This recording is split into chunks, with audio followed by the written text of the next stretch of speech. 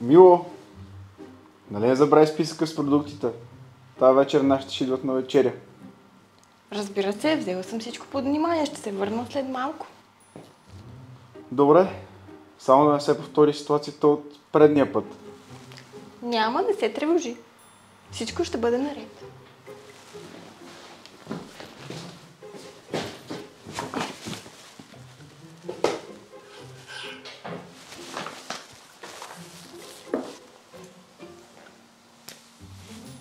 А продуктите?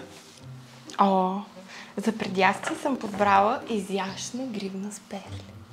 Основното ще е в компанията на тези уникални перлени обици. За десерт аз с най-красивото коле от колекцията на Sloan Pearls. Но, какво направи?